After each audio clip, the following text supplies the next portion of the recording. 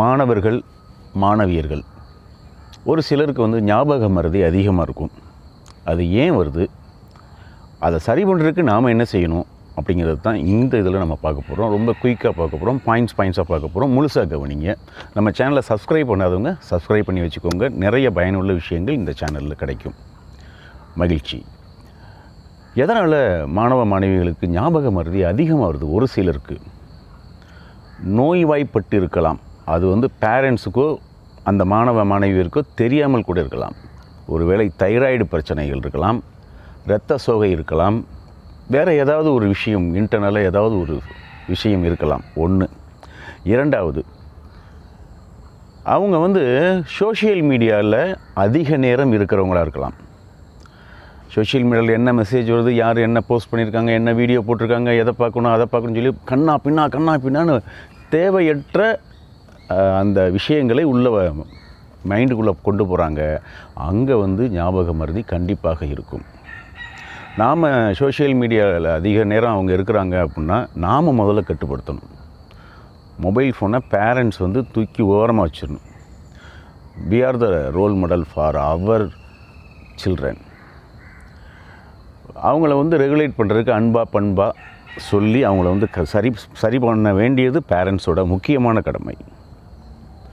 மூன்றாவது, லவ், காதல், romantic feeling. யாரோ ஒரு எதிர்பாலினத்தவர இவர் வந்து ஈர்ப்பார் அல்லது ஈர்க்கப்படுவார். ரெண்டில் ஏதோ ஒன்று.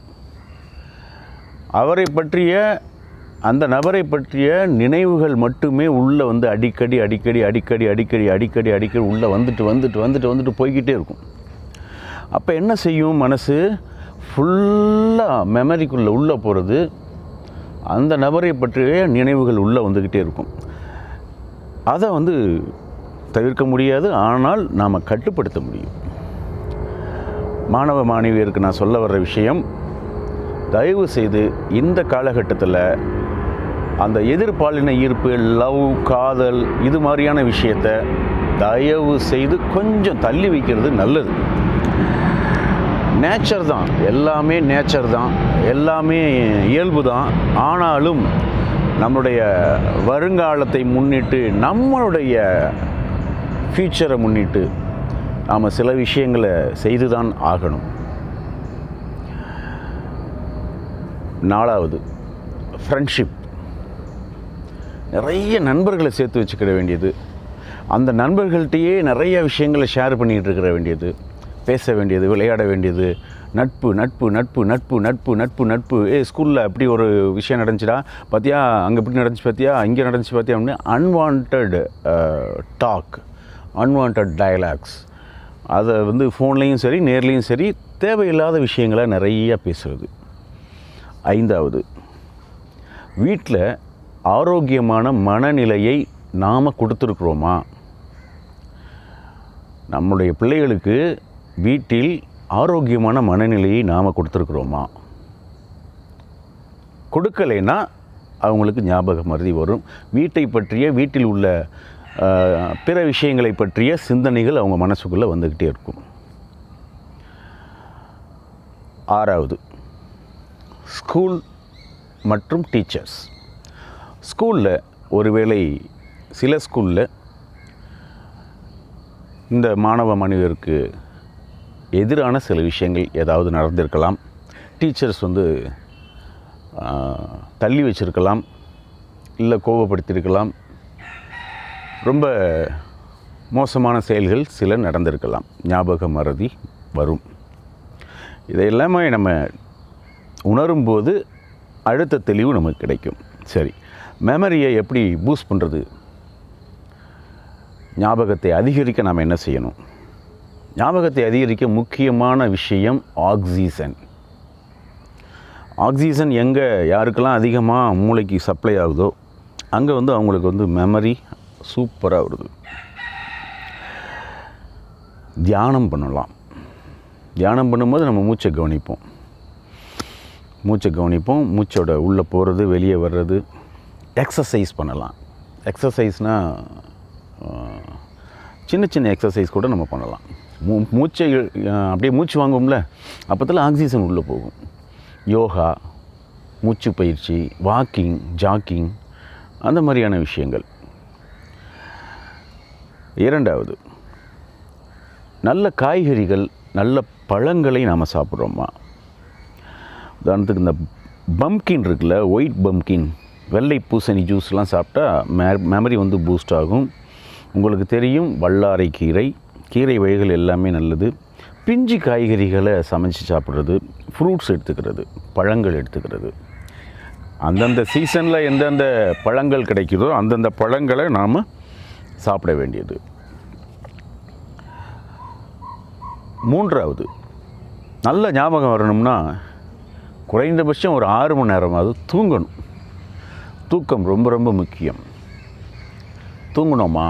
நம்ம குழந்தைங்க தூங்குனாங்களா 6 மணி நேரம் அப்படிங்கிறத நாம் வாட்ச் பண்ணணும். பிள்ளைங்களும் அவங்கவுங்களுடைய அந்த ஸ்லீப்பிங் பீரியடு எவ்வளோ நேரம் இருக்குங்கிறத நாம் பார்க்கணும். நான்காவது, விட்டமின் டி டேப்லெட்லாம் எதுவும் போட வேண்டியதில்லை, இங்கேயே இயற்கையாக கிடைக்கிது. சன்லைட்டில் கொஞ்சம் நேரம் நம்ம இருந்தோம்னா, தினமும் இருந்தோம்னா, விளையாடுறது எல்லாமே சன்லைட்லேயே இருந்ததுன்னா சூப்பராக இருக்கும். ஐந்தாவது, முதல்ல நாம் நம்மளை நம்பணும்.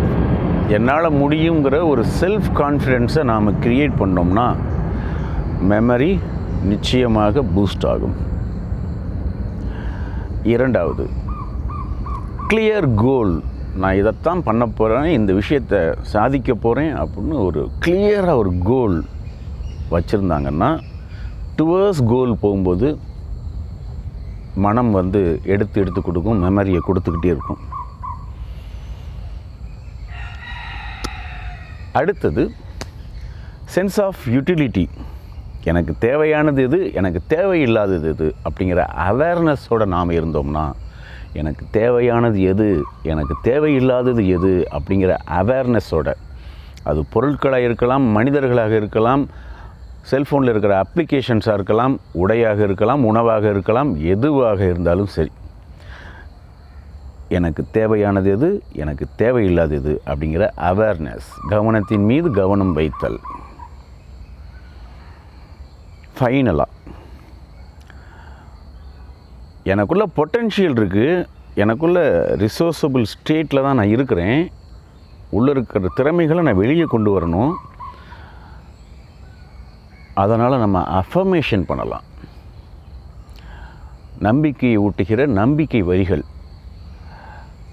இப்போ இருக்கிற சூழ்நிலையில் நல்ல வார்த்தைகள், நல்ல வாக்கியங்கள் யார்கிட்டருந்து கிடைக்கிறது, நிறைய பேர்ட்டேருந்து.